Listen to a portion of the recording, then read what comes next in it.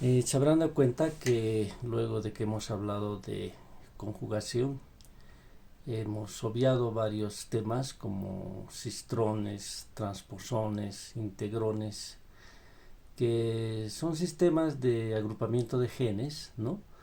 Donde estos pueden, y cassettes genéticos también, perdón, sistemas de agrupación de genes que fueron utilizados en su momento para hacer recombinaciones, ¿sí?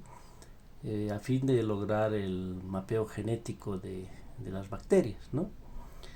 Sin embargo, eran sistemas bastante engorrosos, sí, que evidentemente ayudaron en su momento a dilucidar el mapa genético, por ejemplo, de Escherichia coli, que vamos a ver casi al final de este tema, pero que hoy en día pues ya han sido, digamos, sustituidos por técnicas mucho más ágiles, ¿no? Como el PCR, ¿sí? En sus varias versiones, la secuenciación de nucleótidos, y probablemente también esté involucrado una nueva técnica que no está en este texto, porque este texto es, la edición de este texto es un poquito antigua, pero que lo vamos a complementar al final, el CRISPR, ¿sí? Que es una técnica muy usada hoy en día para la edición de genes, ¿no? Entonces, por eso es que lo hemos obviado, no es que desee puede darle una mirada, ¿ya? Y vamos a entrar más bien a hablar de las técnicas de genética bacteriana in vitro, ¿sí? Es decir, como acá mismo dice, ¿no? La conjugación, la transducción y la transformación fueron mecanismos que se usaron para ir analizando el material genético de las bacterias, ¿ya? Sin embargo, tienen sus limitaciones bastante grandes, ¿no? Entonces, hoy se están usando técnicas mucho más novedosas, ¿sí? Las enzimas de restricción tal vez sean las enzimas que han provocado el desarrollo justamente de la capacidad de poder unir genes, de armar genes, de combinar genes, de traspasar genes de un organismo a otro, etcétera, ¿no? Estamos hablando de la ingeniería genética, ¿ya? Ya habíamos dicho que las enzimas de restricción no es algo que ha creado el hombre, ¿sí? Sino más bien ha descubierto el hombre dentro de las bacterias inicialmente como un mecanismo que tienen las bacterias de defensa, vale decir, son capaces de poder reconocer lo propio y lo extraño. ¿Y cuál es ese propio? El DNA, ¿no? Es decir, estas enzimas van a reconocer DNA extraño que haya podido ingresar a la bacteria, ¿sí? Seguramente tienen, digamos, un tiempo muy antiguo, ¿no? Y han sido de los primeros mecanismos de defensa de los organismos, ¿ya? Recuerden, los primeros seres vivos fueron bacterias, ¿no? Entonces, un mecanismo de defensa para evitar, ¿no? La incorporación de DNAs extraños, ¿ya? Entonces, de esa manera, si un DNA por de alguna forma penetra la bacteria, es cortado en sitios muy específicos llamados sitios palindrómicos, ¿no? Son secuencias relativamente cortas, ¿ya? Pero que son repetitivas, ¿no? De izquierda a derecha y de derecha a izquierda, ¿ya? Acá vemos un ejemplo, ¿no? ¿Sí? Donde en este caso la enzima de restricción, en este caso la EcoR1, ¿sí? Ahí viene, ya se pueden dar cuenta de dónde es aislado, ¿no? De Escherichia coli, es una enzima de restricción aislada de Escherichia coli. Entonces esta enzima de restricción es capaz de cortar en estos sitios, ¿sí? Entonces nos corta acá y nos quedan dos extremos, en este caso llamados pegajosos, ¿no? Si ustedes leyesen un librito un poco más antiguo de genética microbiana, verían que cuando se procuraba pegar dos secciones de DNA, ¿no? Pueden ser genes o simplemente fragmentos, inicialmente los que hacían estos trabajos pegaban bases intencionalmente en los extremos de las cadenas, ¿no? ¿sí? En una cadena, por ejemplo, una secuencia de timinas y en la otra cadena una secuencia de adeninas, ¿no?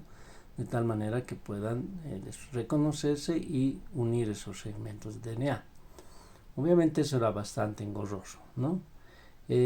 También podríamos decir que lastimosamente las primeras enzimas de restricción que se aislaron cortaban en romo, vale decir, por ejemplo aquí sobre la línea punteada, ¿no? Entonces nos quedaba extremos que no podían pegarse espontáneamente entre sí. Entonces tenían que obligatoriamente, si querían pegar sus fragmentos, volver a pegar los fragmentos, añadir extremos que puedan complementarse entre sí, ¿no? Luego se encontraron enzimas que aliviaban ese trabajo, ¿no? Porque cortaban no en el mismo eje, sino uno un poco más allá, el otro a la derecha, y nos dejaban los extremos pegajosos. ¿Sí? Bueno, también existen algunas formas de evitar ese corte, ¿no? A través de la modificación química, ¿no? Si a esta secuencia, ¿sí?, se le añade estos grupos metilo, pues la enzima de restricción ya no va a ser capaz de reconocerlo. Aquí vemos un listado, obviamente no es necesario que ustedes lo puedan recordar de memoria, ¿no? Pero son algunos ejemplos de enzimas que se usan, ¿no?, mucho en laboratorio, ¿ya? Fíjense, obtenidas de bacterias, ¿no? Bacillus brevibacterium, Escherichia coli, ahí está la famosa EcoR1, otra muy conocida, la HIN2, la HIN3, ¿no?, de Haemophilus influenza. Fíjense la primera parte del nombre de la enzima, pues recuerda de dónde se ha obtenido, ¿no? ¿Ya? Esta es también bastante curiosa, ¿no?, porque está obtenida de un microorganismo que crece a altas temperaturas, ¿no? ¿Sí? ¿Ya? Es la TAC1, ¿no? Pero no es la TAC, cuidado que se confundan con la TAC polimerasa, de la que vamos a hablar después, ¿ya? En ese caso la TAC polimerasa, como su nombre indica, es una enzima que copia DNA, ¿no? Esta es una enzima que corta DNA, ¿ya? ¿Estamos? Bueno, aquí están los lugares, las secuencias donde puede cortar cada una de estas enzimas en particular.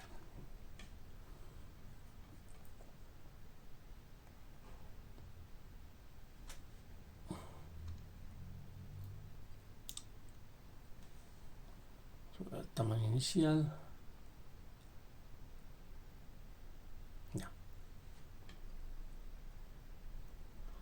Otra técnica que se ha usado mucho es el análisis del DNA, ¿no? Obviamente a través de los famosos geles, ¿no? Aquí vamos a aprovechar para hablar un poquito de los geles, si bien en el texto no nos habla de ellos, nos habla de que como si ya supiésemos manejar muy bien los geles, ¿no?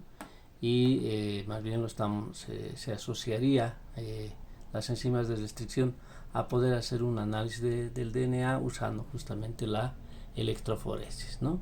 Recuerden, la electroforesis es un método de separación, ¿no? No solo aplicable a ácidos nucleicos, sino también hay electroforesis de proteínas, ¿ya? Que casi son los mismos pasos, ¿no? Hacer un gel, hay de distintas naturalezas, ¿no? Hay desde los famosos geles de almidón, por ejemplo, que se han usado mucho en el análisis de proteínas, ¿sí? Sobre todo análisis molecular, ya es parte del análisis molecular,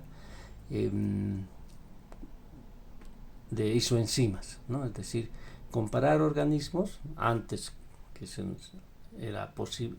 que sea posible el comparar organismos a través del análisis de su DNA, como vamos a ver enseguida. También se hacía y se hace hoy en día la comparación de organismos a través de sus proteínas, ¿no? Entonces se desea ver cuán parecido es un organismo a otro, ¿sí? Se se purificaban las proteínas de los organismos, ¿sí?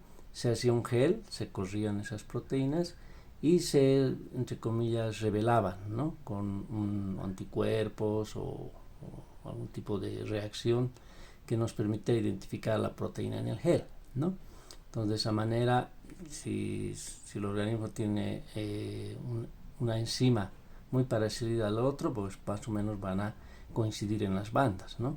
Si no son muy parecidos, pues una banda será más liviana o más pesada, ¿ya? Y obviamente la altura en el gel será diferente, ¿no? En este caso, para el DNA, concretamente, lo que más se utiliza son los famosos geles de agarosa, ¿no? O los geles de poliacrilamida, ¿sí? Recuerden ustedes que los geles de agarosa, seguramente esto han visto con más detalle en biología molecular, si bien nos ayuda a hacer un análisis mucho más rápido, digamos, ¿no? No es tan sensible como los geles de poliacrilamida, ¿ya? Los geles de agarosa obviamente son mucho más fáciles de preparar, ¿no? Ustedes han debido ver, se hace una bandejita, una especie de molde, ¿sí? Se coloca un peine, así se llama, ¿no? Que nos permite hacer los pocitos, ¿ya? Y ahí en los pocitos se colocan las muestras, ¿no? El gel en un campo eléctrico, ¿sí? Normalmente con un pH ligeramente básico que hace que el DNA se cargue de forma negativa, pues va a migrar de negativo a positivo, ¿no? Entonces, de acuerdo al tamaño, se van a ir separando las bandas, ¿ya? El gel de poliacrilamida tiene el mismo principio, ¿no? Pero es más complicado de preparar, ¿sí? Como la poliacrilamida no es capaz de polimerizar en presencia de oxígeno, de aire, ¿sí? Hay que hacerlo entre dos vidrios, ¿no? Y eso pues es necesario desarrollar una cierta habilidad, ¿no? Para poder hacer muy bien los geles, ¿no? Además hay otra serie de digamos, dificultades también que se van presentando, ¿no? Como ser, por ejemplo, el efecto de Smile, ¿no? Como el gel es delgado y la cantidad de corriente es muy alta, ¿sí? Se crea o se genera calor en ese proceso, al igual que un cable, ¿no? Muy delgado que se calienta cuando se le exige demasiado paso de electrones, ¿ya? En este caso el gel también se calienta, ¿no? Y eso provoca que las bandas que deberían estar, digamos, horizontalmente en una sola línea, ¿no? Pues no están, ¿no? Y crean un efecto de sonrisa, ¿no? Entonces hay que tener una cierta habilidad y experiencia para poder establecer muy bien la altura de las bandas, ¿no? Bueno, evidentemente la poliacrilamida nos permite hacer separaciones mucho más precisas, ¿no? Sí, podemos incluso preparar geles de poliacrilamida que, como en el caso de la secuenciación, nos permite analizar la diferencia del tamaño del DNA incluso con una base de diferencia de longitud, ¿no? Es por eso que se la ocupaba, más bien ya no se usa, creo que ya nadie usa geles de poliacrilamida para la segunda parte de la secuenciación de DNA. Sí. Más claro creo que va a quedar después que veamos en concreto ese temita de secuenciación, ¿sí? Que hoy en día es crucial, ¿no? Innumerables cosas se hacen a través de la secuenciación de DNA o secuenciación de ácidos nucleicos en general, ¿ya?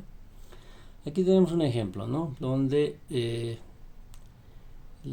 DNA, ¿sí? Acá, como dice, se carga en los pocillos, ¿no? Aquí hay una breve sombra de lo que eran los pocillos en un gel de agarosa, ¿sí?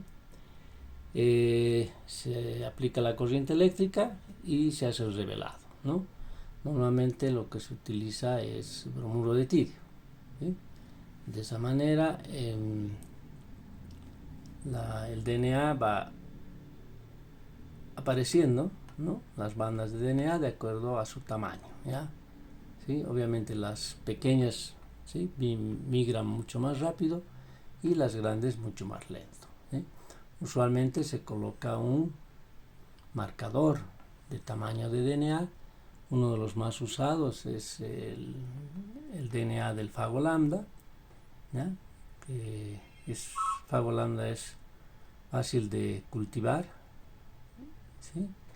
Es fácil de obtener en laboratorio, o sea, separar el DNA y cortarlo, ¿no? Con una determinada enzima de restricción, ¿ya? Porque obviamente los tamaños van a variar de acuerdo a la enzima de restricción que se haya usado, ¿no? Es decir, una enzima de restricción como corta en diferentes secuencias, ¿no? En el caso del fago lambda, por ejemplo, la enzima de restricción 1 nos genera una serie de fragmentos de diferentes tamaños. La enzima de restricción 2 nos generará otros y así, ¿no? Entonces, en este caso vemos una serie de bandas, ¿sí? Que son conocidas, ¿no? Por lo tanto, como verán ustedes, está indicado el tamaño del DNA, ¿ya? Que está más grande, ¿no? 5000 pares de bases y aquí solamente 500, ¿no? Entonces, de esa manera podemos, con la misma enzima de restricción, hacer un análisis comparativo del DNA de diferentes orígenes. En esta figura vemos algo muy parecido, ¿no? Por lo menos en la parte inicial, ¿sí? En esta parte izquierda, se ha hecho más o menos lo mismo, ¿no? Se han tomado DNAs de diferentes orígenes, ¿sí? Y se ha hecho una electroforesis en un gel de agarosa, ¿ya? Entonces tenemos la muestra 1, 2, 3, 4, 5 y aquí el patrón de tamaño, ¿no? En este caso, si no me equivoco, vuelve a ser el del fago lambda, ¿sí? Bueno, entonces la muestra 1 da estas bandas, la muestra 2, etcétera, etcétera, etcétera, ¿ya? Obviamente con la enzima de restricción la misma para todas las muestras.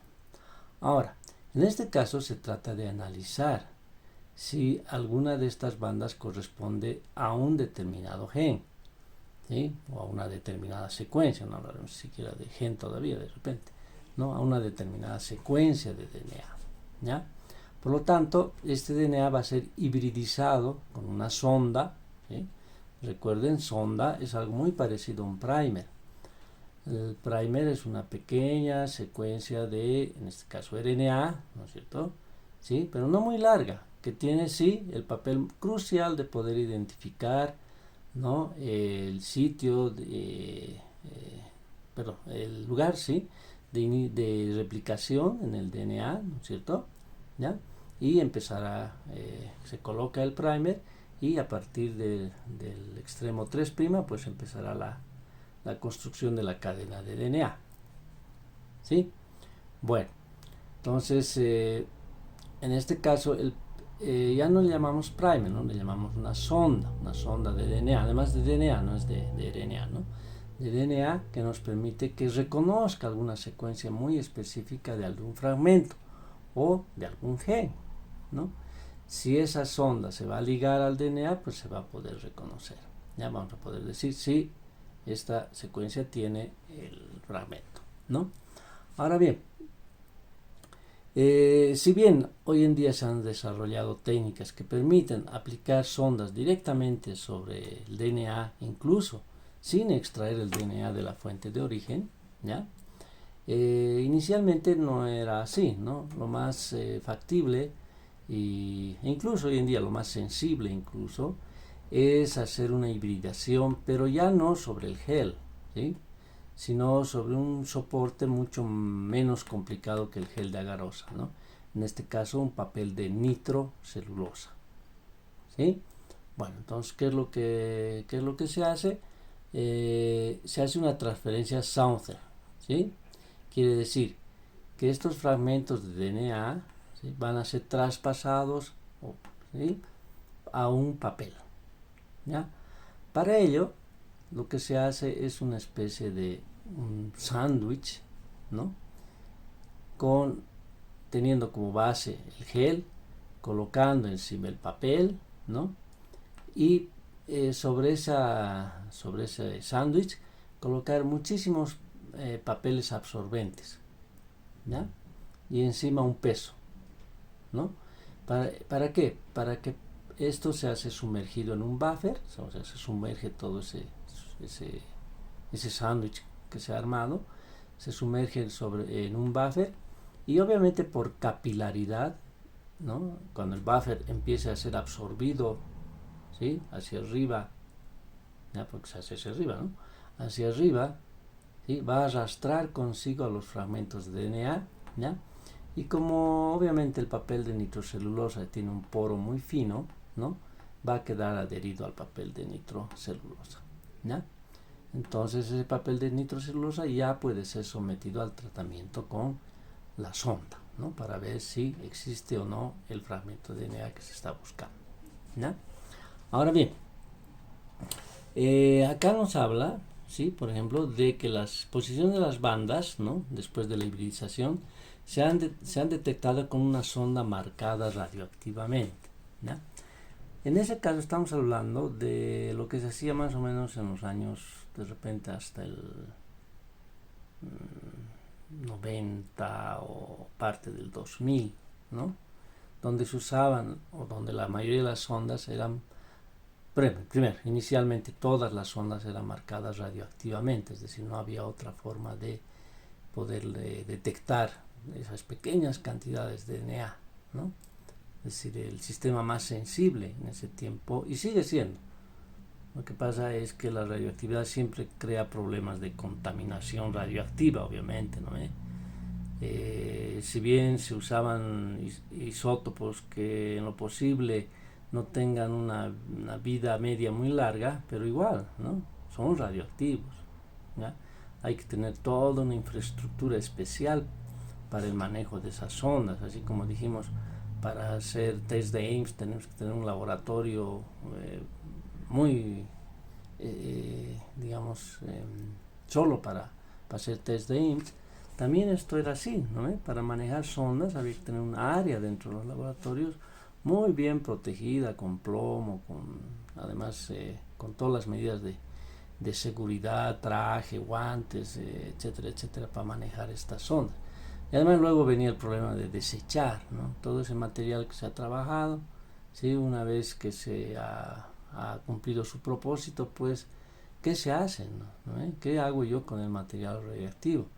Entonces lo de siempre, ¿no? Guardarlo en contenedores, en este caso muy especiales, forrados con plomo, etcétera, y esperar que de repente muchos años, ¿no?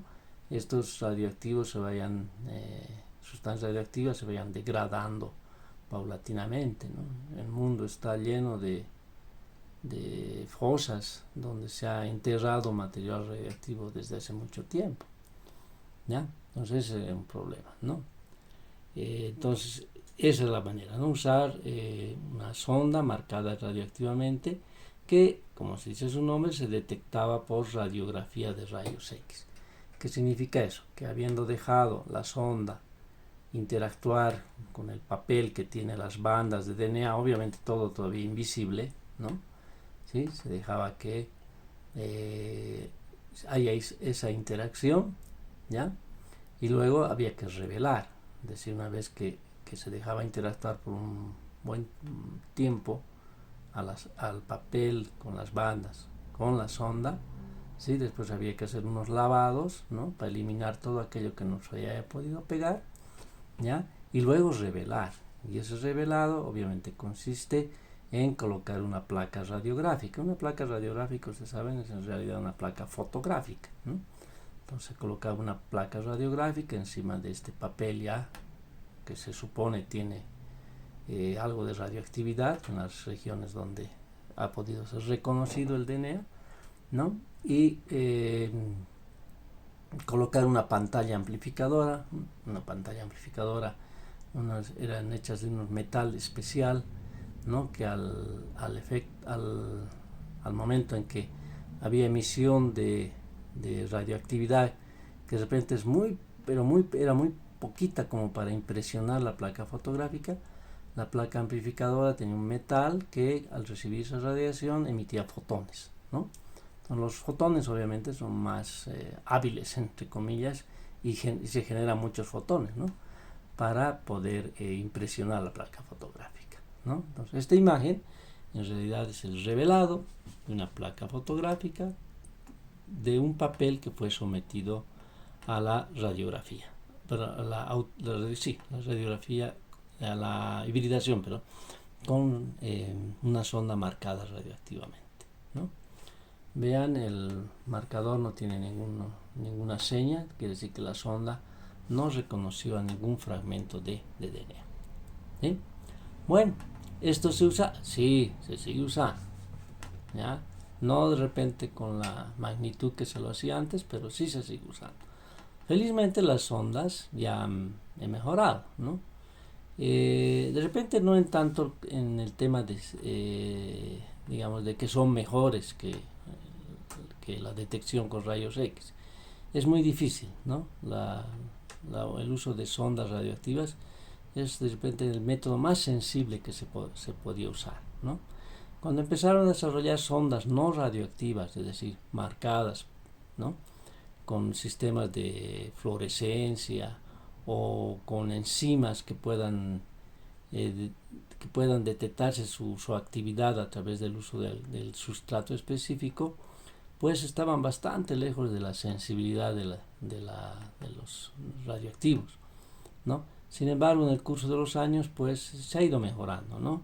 Yo me imagino que ya están casi en el nivel de sensibilidad de las ondas radioactivas, ¿ya? Es por eso que hoy día ya felizmente no se usa radiación, ¿no? Se usan, repito, sondas marcadas que puedan generar color, ¿no? O sea, fluorescencia, perdón, o sondas que puedan detectarse a través de la actividad enzimática, ¿sí? Vamos a hablar de la secuenciación de DNA, que fíjense data de los años 70 ya, ¿no? ¿Sí? Y hay diferentes métodos. Uno de ellos, el más conocido, es el de el método de dideoxinucleótidos de Sanger. Este es el método que en su parte inicial sigue siendo el fundamento de la secuenciación, ¿ya? En cambio, en la parte ya del revelado de los fragmentos de DNA, eso es lo que ha ido cambiando, mejorando en cuanto a la posibilidad de hacer la lectura de la secuencia, ¿ya? Sin embargo, esto es importante que uno recuerde, ¿sí? Cuando ''nosotros queremos unir dos nucleótidos, es muy importante, ¿no?, que exista el extremo 3', ¿sí?, normal, ¿ya?, o sea, con un oxidrilo, ¿sí?, por eso decimos 3'OH, ¿no?, normalmente al hablar rápido es 3'OH. Y obviamente exista el extremo 5' trifosfato, y eso ya hemos explicado, ¿no? Podría ser difosfato, ¿ya? Todavía habría reacción, pero biológicamente no se da cuando es difosfato, ¿sí? ¿Ya? Pero no puede ser monofosfato, ¿no? Porque no hay, ya el oxidrilo pierde la capacidad de atacar al primer fosfato del trifosfato. ¿Estamos? Bueno, podría haber, bueno, si nosotros podríamos pensar en un análogo, ¿sí?, análogo a este, pero dideoxi. Este es solamente desoxi, ¿no? O sea, como es DNA, desoxirribosa. Le falta el oxidrilo en la posición 2'. Una dideoxirribosa le falta no solo el oxidrilo en la posición 2', sino el oxidrilo en la posición 3'. Entonces, ¿qué quiere decir esto? Por ejemplo, si se incorporara, digamos que hay aquí una cadena ya larga, ¿no? Una cadena larga, ¿sí? Cadena larga, ¿ya? Que termina en este oxidrilo, ¿ya? Entonces esta cadena tiene la posibilidad de seguir creciendo, ¿no ve? Porque imagínense, aquí va a quedar también el oxidrilo, entonces se puede pegar otro trifosfato, ¿sí? Está bien, la cadena puede seguir creciendo. Pero ¿qué pasa cuando se coloca el dideoxi? ¿Sí? Esto está viniendo, bien, se coloca el dideoxi, ¿sí?, y aquí ya no hay OH. Entonces ya no puede reaccionar con el siguiente trifosfato. ¿Qué significa aquello? Que queda cortada la cadena, ¿ya? Entonces recuerden eso. Para hacer secuenciación, ¿sí?, la base, el fundamento es colocar a la vez de los desoxinucleótidos normales, algo de nucleótidos dideoxi. ¿Sí? Es decir, que no tengan el oxitrilo. Ese cuánto, pues ya los protocolos indican cuánto de cada uno hay que adicionar. ¿Sí? Bueno, entonces, entendido ese fundamento, vamos a ver cómo se hace el sistema de análisis. ¿Sí? Entonces, supongamos acá, creo que se ve bien. Sí, se ve bien. Ya. Supongamos que nosotros queremos secuenciar esta cadena. ¿Ya? Está en verde. ¿No? Queremos secuenciar en verde. Colocamos un iniciador. ¿Sí? Un iniciador. ¿Ya? Radioactivo, obviamente, ¿no? Es decir, con nucleótidos marcados. ¿Ya? Se coloca la DNA polimerasa, ¿sí? O sea, que en este caso es, bueno, normalmente es de extraída de algún microorganismo, ¿ya? O también hoy en día puede ser fruto de la ingeniería genética, ¿sí? Bueno, se colocan los desoxinucleótidos normales, para decir el de la adenina, de la citosina, de la guanina y de la timina, ¿sí? Esa mezcla, hasta acá, ¿ya? Se separa en cuatro tubos, en 4 Eppendorf diferentes, ¿sí? Y a cada uno de ellos, independientemente, se le añade uno de los didesoxinucleótidos. Va a decir, por ejemplo, en este tubo el dideoxinucleótido de la guanina, en este de la adenina, en este de la timina, en este de la citosina. Entonces, ¿qué va a pasar? Fíjense, ¿no? Esto ha empezado a crecer, ¿no es cierto? Acá teníamos el iniciador, ¿ya? Obviamente, ¿no? Acá, ¿quién es complemento de la timina? La adenina. Y de la citosina, la guanina. ¿Está bien? ¿No? Adenina, guanina. ¿Ya? Si seguimos leyendo la secuencia, tendríamos adenina, guanina, citosina, timina, adenina, guanina. El de aquí abajo. O sea, ¿qué ha pasado? ¿Por qué este se ha quedado acá? ¿Y por qué este se ha quedado acá? ¿O ha seguido creciendo? ¿Sí? ¿Por qué? Porque justamente, ¿no? Cuando le tocaba entrar acá, ¿no? Tocaba entrar a una timina, ¿sí? Perdón, a una timina, ¿no? Se ha colocado, en vez del didesoxi de la timina, ¿sí? Se ha colocado a ver otra vez. Cuando le tocaba entrar al desoxinucleótido de la timina, ¿sí? Como hay una cierta cantidad de didesoxis, se ha colocado un didesoxi, ¿sí? Por lo tanto, ahí ha quedado cortada, ¿no? No puede seguir avanzando. ¿Ya?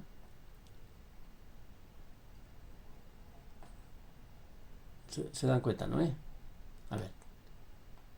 Timina, citosina. Sí. Acá, en cambio, por ejemplo, cuando le tocaba entrar a la timina, ¿sí? Se ha colocado, ¿no? Correctamente el desoxi. Por lo tanto, ha seguido la síntesis. ¿Y cuándo se ha cortado? Cuando le tocaba nuevamente entrar, ¿sí? A otra timina, pero le ha entrado una didesoxi. Aquí lo propio, ¿no ven? ¿Sí? La adenina. ¿Ya? A ver, ¿dónde entra la adenina? La adenina va a entrar acá, ¿no ven? Adenina, guanina, citosina, etc. ¿Sí? Si llegó a entrar la adenina y es una dideoxi, ya no va a haber más prolongación de la cadena. Aquí en esta entró la correcta, ¿sí? O sea, la desoxi simplemente siguió la secuencia, pero en la siguiente timina entró una dideoxiadenina, entonces ya no hay prolongación. Acá sucedió, entró una bien, siguió, entró una bien y aquí ya entró una que corta la cadena, ¿no? Y así sucesivamente. Es decir, la cadena va a crecer normalmente, así en resumen, ¿no? Hasta que entre un dideoxi. Y como el dideoxi ya no tiene oxidrilo, ¿sí? Ya no va a poder continuar creciendo la cadena de DNA. Ahora, ¿qué es lo que se hace? Lo que se hace es cada uno de estos tubos, ¿sí? en un gel de agarosa muy grande. Este es el problema, ¿no? El problema no reside acá, el problema reside acá, en que para hacer una lectura de los fragmentos que van generándose en cada uno de los tubos, ¿sí? Se necesita un gel muy grande. ¿Por qué? Porque obviamente no vamos a secuenciar 10, 15 nucleótidos, ¿no? 10, 15 banditas, ¿no? Y de 15 en 15 ir leyendo los geles. Imagínense lo que significaría hacer la secuenciación de un gel, ¿no? Digamos, para analizar un gen normal de una proteína normal que tiene 1000 nucleótidos, si vamos haciendo de 20 en 20 nucleótidos, ¿sí? Necesitamos 50 geles, ¿sí? O sea, complicado. Además, hay que pensar que hay que un poco ir sobreponiendo, ¿no? Es decir, yo no puedo secuenciar aquí, después aquí, después aquí. Tengo que hacer una especie de unión para ir averiguando, para ir conservando, ¿no? la lectura, la secuencia, qué sé yo, de que el orden sea el correcto, qué sé yo. ¿Ya? Entonces, ¿qué se hacían? Se hacían geles grandes, ¿no? Hasta, por ejemplo, de 1 metro de longitud.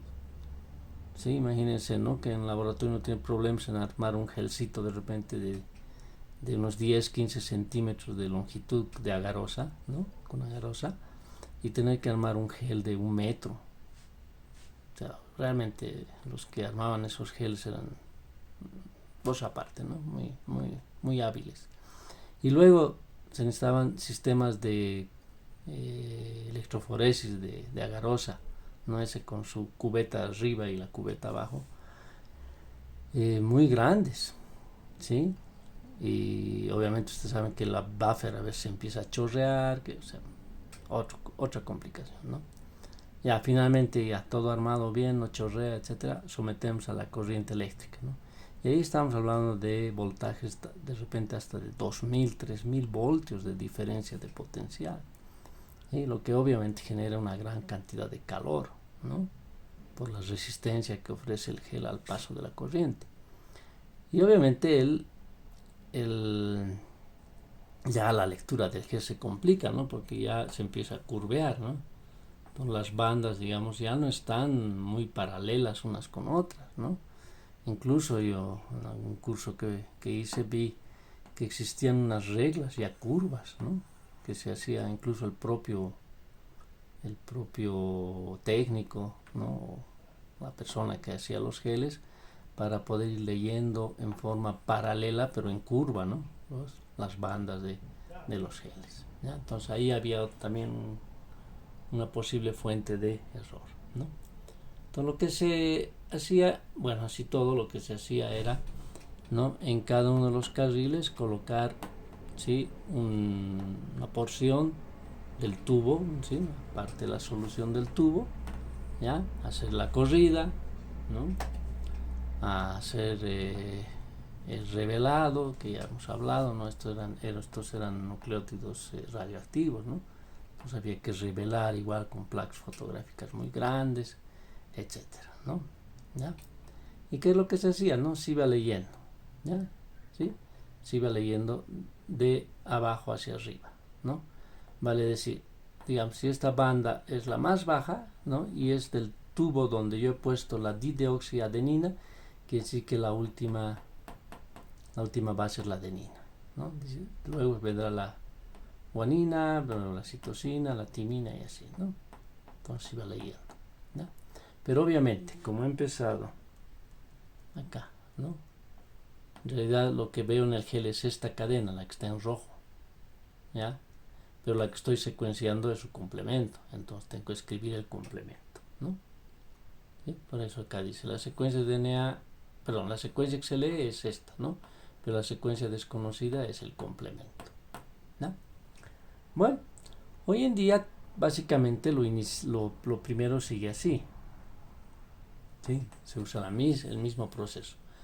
Ahora hay ya no es necesario dividir en 4 tubos y añadir a cada uno de los tubos uno de los dideoxinucleótidos, sino todo esto se hace en un solo tubo en el cual se añaden los dideoxinucleótidos, pero ya no marcados radioactivamente para poderlos revelar luego acá, sino marcados con marcadores de color, ¿sí?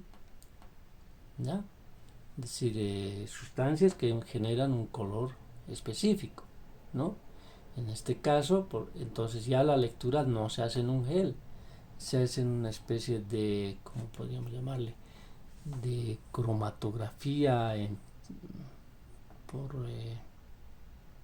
líquida, ¿no? Porque todo está en líquido, ¿ya? Es una especie de cromatografía líquida, como el HPLC, ¿no? Pero obviamente no con las presiones que se utilizan, ¿ya? De forma que mientras más pequeño sea el fragmento, ¿no? Al ser pasado por ese tubo por el que va a migrar toda la mezcla, lo más pequeño obviamente avanza más rápido y lo más grande avanza más lento, ¿no? Entonces al salir se detecta el color de lo que va saliendo, ¿ya? Así, en estos picos, ¿no? ¿Sí?